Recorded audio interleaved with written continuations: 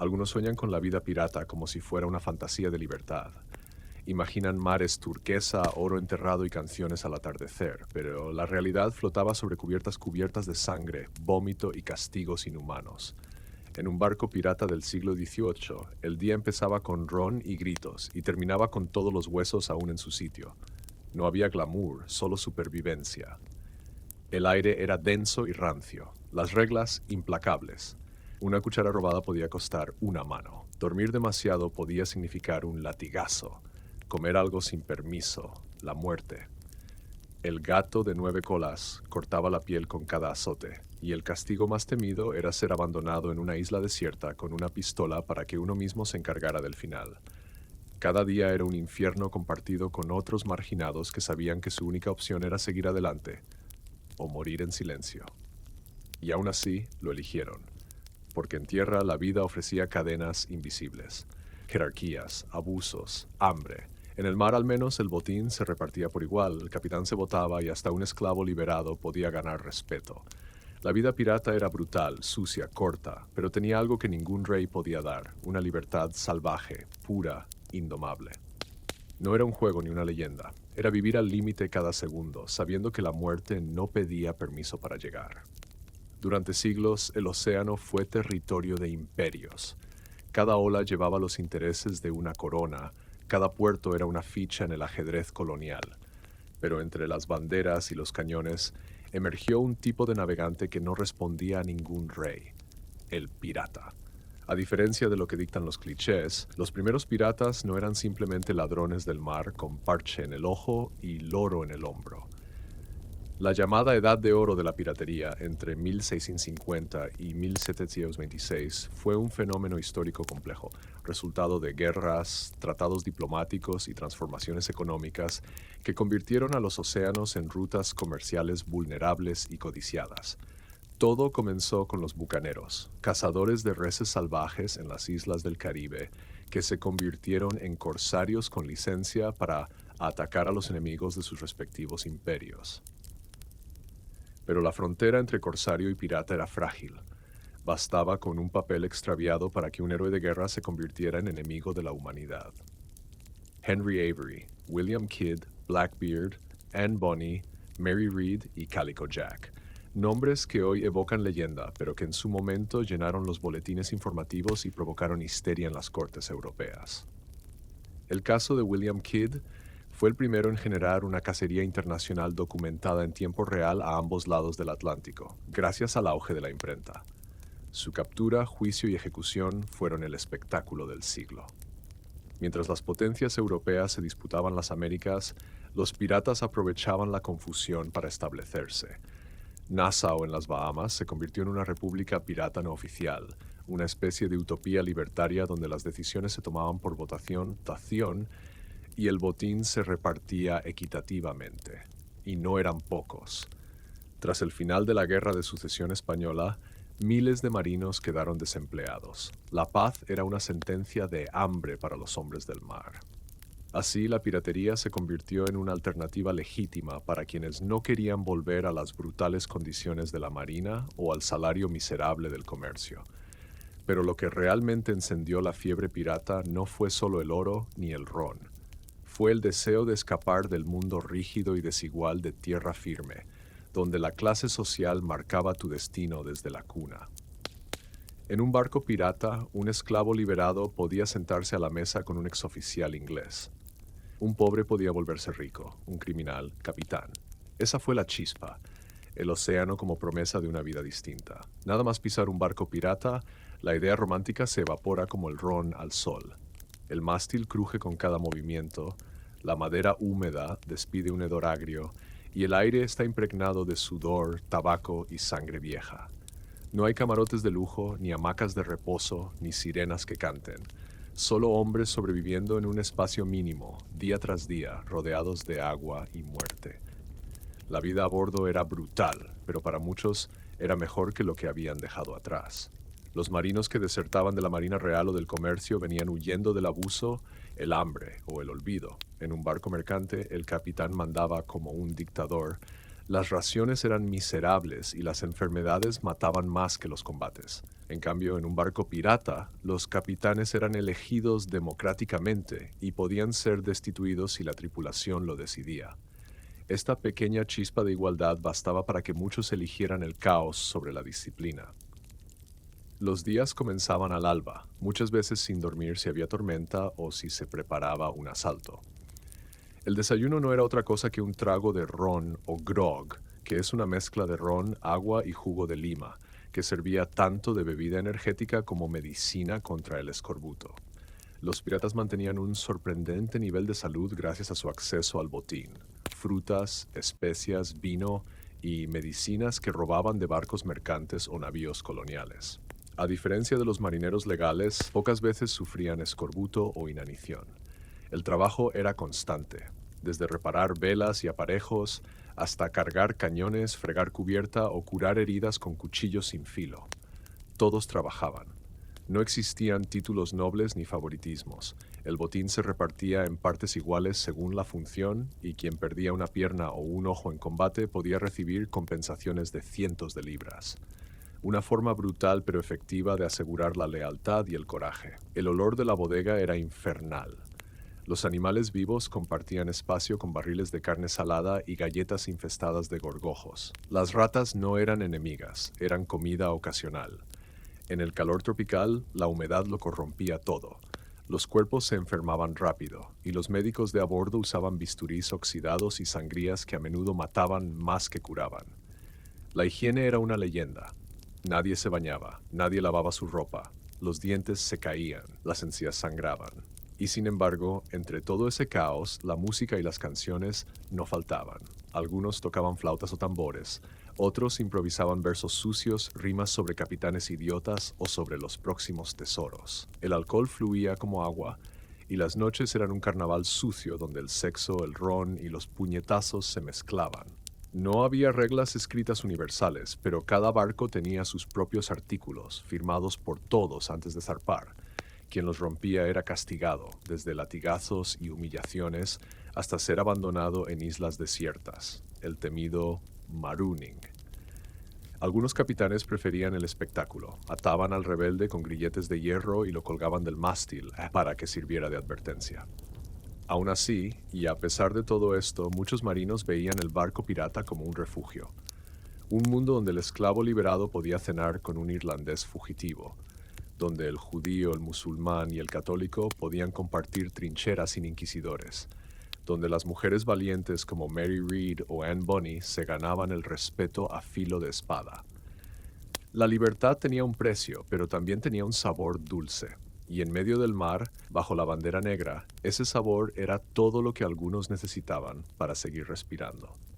Imagina que llegas a bordo pensando que estás en una comunidad de rebeldes simpáticos, iguales entre iguales, que todo será ron, canciones y aventuras. Pero lo primero que te hacen es firmar un contrato que ni entiendes, y lo siguiente que ves es a un hombre siendo azotado por robar una cuchara.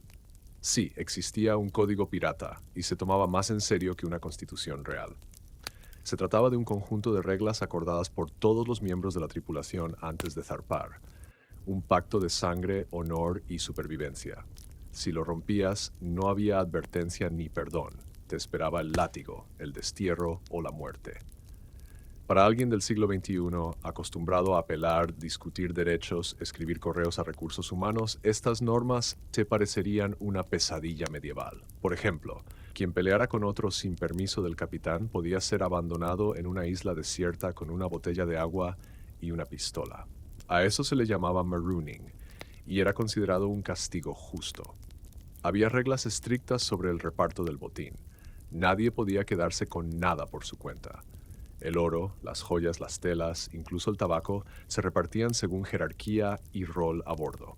Y si te encontraban escondiendo una moneda, te cortaban la oreja o la mano. Lo hacían frente a todos para que nadie olvidara. ¿Te parece exagerado? Para ellos era justicia. La equidad no era una opción, era ley, y las noches no eran mejores. El ruido no cesaba. Ronquidos, gritos, vómitos, canciones obscenas. No había privacidad ni descanso real. Pero si te quejabas mucho, empezabas a caer mal. Si caías mal, te podían acusar de cobarde o de conspirar contra el capitán. Bastaba con una sospecha para que te encadenaran al mástil durante días o te arrastraran bajo el casco del barco en el temido keel hauling, una tortura real que desgarraba la piel con las conchas incrustadas en la quilla. No podías escapar. Estabas atrapado en un mundo donde la ley era más rápida que la razón, donde la fuerza decidía tu lugar y donde los débiles no duraban mucho. Y lo peor, nadie lloraba por los que desaparecían. Solo significaban una porción más grande de grog para los demás. Lo que para ti sería un abuso imperdonable, para ellos era orden, porque en un barco donde la vida valía lo que un trago de ron, el respeto solo se conseguía con miedo. El terror tiene nombre, los castigos piratas. Si todavía estás pensando que podrías adaptarte con tiempo, hacer amigos, aguantar el olor, dormir mal, es porque no has visto cómo se castigaba en un barco pirata. Aquí no hay cárcel. No hay juicio justo, no hay abogado. Lo que hay es una cuerda, una tabla, un látigo y una tripulación que aplaude mientras se hace justicia. El gato de 9 colas era el instrumento favorito del contramaestre.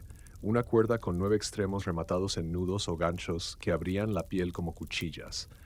Un solo azote bastaba para sangrar. 20 para dejar marcas de por vida. 40 para no volver a levantarse. Te lo daban por robar, por discutir, por dormitar en tu turno o por mirar mal al oficial equivocado. ¿Y si tu delito era peor? Bienvenido al espectáculo. El keel hauling, arrastrarte atado bajo el casco del barco, te desgarraba la piel contra las conchas adheridas a la madera. Salías lleno de cortes, inconsciente, a veces muerto. No era leyenda, era práctica aceptada. Y el marooning, te dejaban solo en una isla, con una pistola y un barril de agua caliente por el sol. Era una manera elegante de eliminarte sin manchar el barco. Incluso existía una tarifa por mutilación. Perder una pierna podía darte entre 400 y 600 libras. Un ojo, unos 100. Dinero que rara vez veías si no te mataban antes. A veces el castigo era simple y silencioso. Una bala en la cabeza durante una pelea accidental. O una noche encerrado en la bodega con ratas, vómito y el hedor de los enfermos. Si tenías fiebre, te dejaban allí hasta que murieras o hasta que el médico te cortara algo sin anestesia. Pero había algo aún peor, el desprecio. Si caías en desgracia, nadie te hablaba. Nadie compartía el grog contigo. Nadie te cubría durante la tormenta. La soledad en alta mar es una tortura lenta que come desde adentro. Y cuando ya no servías, te lanzaban por la borda con una piedra atada al pecho. Esto no era una banda de forajidos divertidos. Era un microcosmos salvaje donde cada error se pagaba con sangre. Sobrevivir no dependía de ser fuerte, sino de ser útil, callado y obediente. Tú, que no puedes soportar una crítica en el trabajo o que protestas cuando te quitan el wifi por media hora, no durarías ni medio día aquí. Imagina que eres un colono en una ciudad portuaria del siglo XVIII. La corona te exige impuestos injustos. Los barcos oficiales tardan meses en llegar, pero entonces aparece un barco pirata, y con él llegan azúcar, tabaco, sedas, vino, objetos exóticos, todo por la mitad del precio, sin burocracia, sin reverencias, solo oro sobre la mesa. Así nació la contradicción más fascinante de la historia pirata. Eran monstruos y salvadores. Por un lado, los periódicos británicos los retrataban como animales sedientos de sangre, violadores y asesinos. Por otro, las colonias los acogían como héroes comerciales, sobre todo en lugares como Rhode Island, Carolina del Norte o Jamaica, donde gobernadores, comerciantes y ciudadanos se beneficiaban directamente del contrabando pirata. Y los piratas sabían manipular esa dualidad. Atacaban rápido y con teatralidad. Izaban banderas falsas para engañar, luego alzaban la Jolly Roger como última advertencia. Cuanto más aterradores parecieran, menos necesidad habría de luchar. Menos lucha, menos bajas. Más botín, porque sí, el objetivo no era matar, sino robar sin resistencia. Cuanto más fama de crueles, más fácil era rendir a la víctima. Incluso piratas infames como Edward Lowe, conocido por cortar narices y obligar a sus víctimas a comerse sus propios labios, servían a ese fin. Su reputación paralizaba de miedo. Pero también había un componente de espectáculo.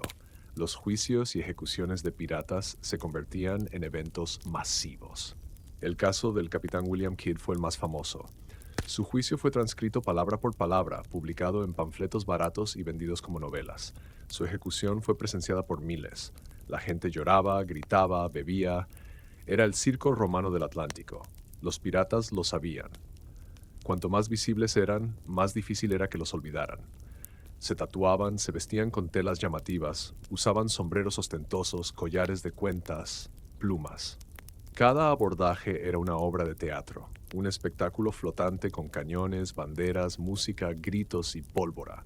Y mientras en Inglaterra eran enemigos del rey, en muchas colonias eran los únicos proveedores confiables, no por compasión, sino por pragmatismo. Matar piratas significaba matar el comercio local, por eso sobrevivieron tanto tiempo, porque eran útiles, porque sabían aterrar y seducir al mismo tiempo. ¿Y tú, cómo sobrevivirías entre ladrones que sabían actuar mejor que muchos políticos? Mientras los piratas navegaban con su código propio, el Imperio Británico preparaba su maquinaria más letal, la ley. Pero no una ley como la que conoces hoy, con abogados defensores y plazos razonables. No. Era una ley imperial redactada con sangre y pólvora, cuyo único objetivo era erradicar hasta el último corsario. El Acta de los Delitos en el Mar de 1536, firmada por Enrique Tiroezzo, declaró a los piratas hostis humani generis, o sea, enemigos de toda la humanidad. En 1700, la corona reforzó esa ley con el Acta para la Supresión Efectiva de la Piratería, un decreto que se repetiría en 1717 y 1721. Estas leyes permitían capturar, juzgar y ejecutar a piratas sin necesidad de pruebas contundentes. Bastaba una acusación, y si ayudabas a un pirata, eras considerado pirata tú también. ¿Sabes qué significaba eso en la práctica? Que no tenías que haber robado nada, ni haber matado, ni siquiera haber navegado. Si te encontraban en un barco sospechoso sin poder demostrar tu inocencia, podías ser colgado. Lo más común era no encontrar testigos dispuestos a hablar, y sin testigos te condenaban igual. Y no era casualidad, la corona usó la ley como una herramienta de propaganda, como una forma de aplastar no solo la piratería, sino la idea de libertad que representaba. Cada ejecución pública era un mensaje. Esto le pasa a quien desafía al rey. Los juicios no eran justos. El caso de William Kidd lo demostró. Acudió a su proceso diciendo tener una carta de corso válida, pero nunca apareció. Su palabra no valía nada sin papel. Fue condenado como pirata, aunque nunca se le probó asesinato directo. Su ejecución fue anunciada como un acto de justicia divina. Lo colgaron y dejaron su cuerpo en una jaula de hierro, balanceándose sobre el río como advertencia. En el Caribe, las autoridades locales a veces hacían la vista gorda. Gobernadores que comerciaban con piratas se veían obligados a entregarles cuando la presión de Londres se volvía insoportable. Pero ya era tarde. El pueblo, en muchos casos, prefería al pirata al burócrata. Y aún así, la caza continuaba. El almirantazgo creó tribunales especiales con jueces que solo necesitaban una sospecha para colgar a un hombre. Las ejecuciones eran públicas, teatrales y meticulosamente organizadas. En Boston, Port Royal, Londres, miles asistían como si fuera un carnaval macabro. Algunos iban por justicia, otros por morbo, otros por miedo. ¿Y tú? ¿Qué harías si te acusan de pirata solo por haber aceptado una copa en el barco equivocado? ¿Crees que podrías convencer a un juez sin testigos, sin defensa y con una soga esperándote detrás? En un mundo donde la ley era más peligrosa que el crimen, sobrevivir no era cuestión de valentía, sino de suerte. Y tú, muy probablemente, no la tendrías. William Kidd no empezó como pirata, empezó como patriota. Era un marinero escocés, respetado y con contactos poderosos en Inglaterra. En 1695 recibió una misión oficial, cazar piratas en nombre del rey Guillermo III. Para eso le dieron una carta de corso y el mando de un navío llamado Adventure Galley. Su tarea era perseguir a los enemigos del imperio y proteger los intereses comerciales de la Compañía de las Indias Orientales. Pero en el mar, las órdenes no siempre sobreviven a la realidad. El viaje fue un desastre. La tripulación se amotinó, el barco se deterioraba y las ganancias prometidas no llegaban. Kidd, en lugar de rendirse, comenzó a atacar barcos sospechosos, aunque no siempre fueran enemigos directos del imperio. Uno de esos barcos era el Quedagh Merchant, propiedad de comerciantes armenios aliados de Inglaterra. Ese fue su error fatal. A su regreso, las noticias ya lo pintaban como traidor. Su carta de corso fue ignorada. Nadie quiso protegerlo. El gobierno necesitaba un chivo expiatorio, alguien a quien colgar para demostrar que la corona no toleraba la piratería, ni siquiera de sus propios hombres. Kidd fue arrestado, llevado a Londres y encerrado en la prisión de Newgate durante más de un año, sin juicio. Cuando finalmente lo procesaron, el juicio fue un circo. Se le acusó de asesinato, robo y traición. Pidió que presentaran su carta de corso, la prueba de que actuó como corsario. Pero milagrosamente, la carta desapareció. La defensa no tuvo acceso a pruebas ni testigos. Fue un espectáculo diseñado para el público, no para la justicia. Lo condenaron. El 23 de mayo de 1761 lo llevaron a Execution Dock en Londres. La cuerda se rompió en el primer intento y tuvieron que colgarlo 2 veces.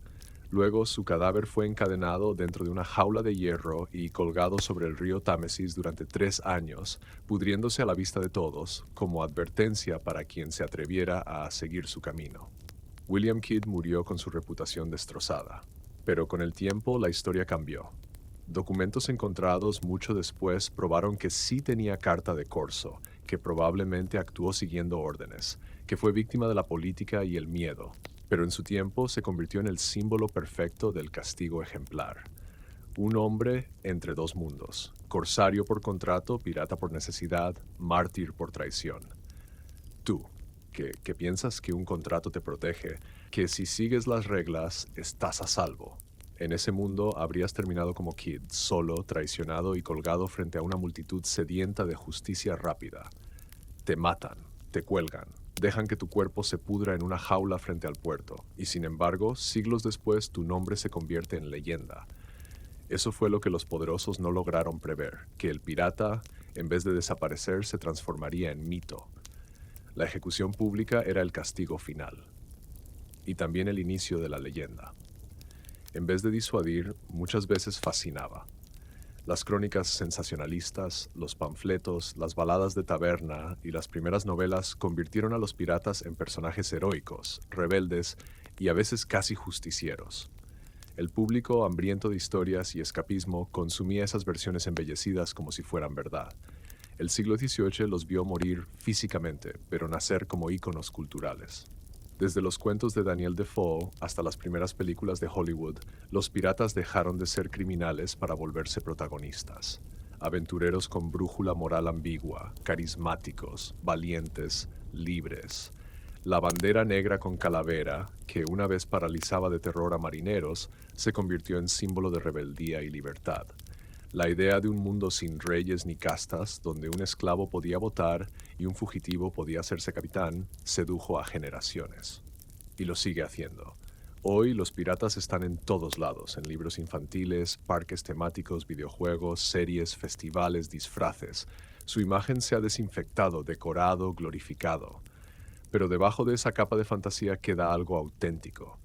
La rebelión contra la injusticia, el deseo de una vida al margen de lo impuesto. Y sin embargo, si tú, que admiras a Jack Sparrow o te sabes de memoria las líneas de Barba Negra, aparecieras de pronto en un barco pirata real, durarías menos que una tormenta de verano.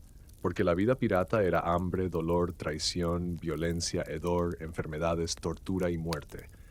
Libertad, sí, pero una que costaba cada aliento. La ley los ahorcó, pero el mito los resucitó, porque el mundo necesita rebeldes, aunque nunca esté preparado para vivir como ellos.